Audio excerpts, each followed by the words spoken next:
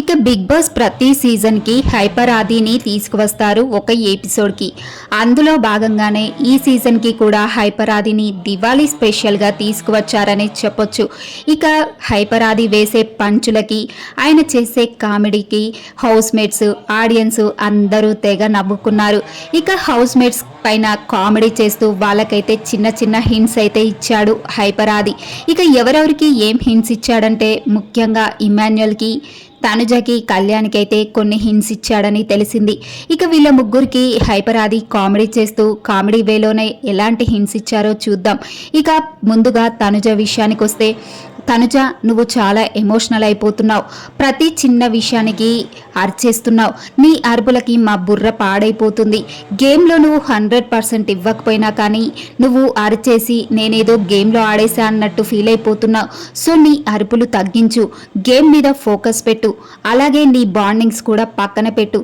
నీ వెనుక ఎంతోమంది ఎన్నో అనుకుంటారు, కానీ అవన్నీ పక్కన పెట్టి నీ గేమ్ని నువ్వు ఆడు, అంతేకాని ఎమోషనల్ అవ్వకు, ఏడవకు. నువ్వు ఏడిస్తే నీ ఏడిపే వాళ్ళకి అలసు అవుతుంది.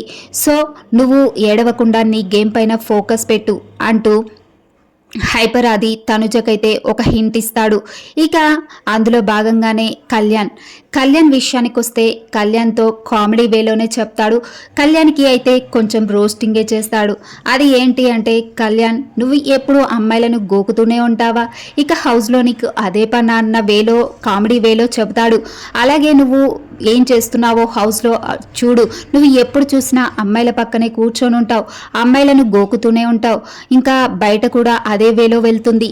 సో నువ్వు అది ఆలోచించి నీ గేమ్ని నువ్వు ఫోకస్ చేయి, ఫస్ట్ నీ గేమ్ పైన నువ్వు కాన్సన్ట్రేషన్ చేయి, అమ్మాయిల పైన కాదు అంటూ కామెడీ వేలో చెప్తాడు అది. ఇంకా ఇమాన్యుయల్ విషయానికి వస్తే, ఇమాన్యుయల్ నీ కామెడీయే కనిపిస్తుంది హౌస్లో, నీ గేమ్ కనిపించట్లేదు. నువ్వు వెళ్ళిన 3 వీక్స్ చాలా బాగా ఆడావు, తర్వాత నీ గేమ్ తగ్గిపోతుంది, ఇక కామెడీయే మాకు కనిపిస్తుంది. సో నీ గేమ్ కూడా చూడాలనుంది మాకు.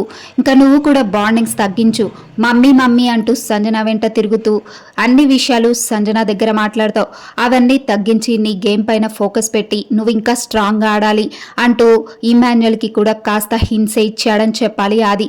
అలాగే వీళ్ళ ముగ్గురికి హింట్స్ ఇచ్చి కాస్త వీళ్ళని బూస్టప్ చేశాడని అయితే చెప్పొచ్చు.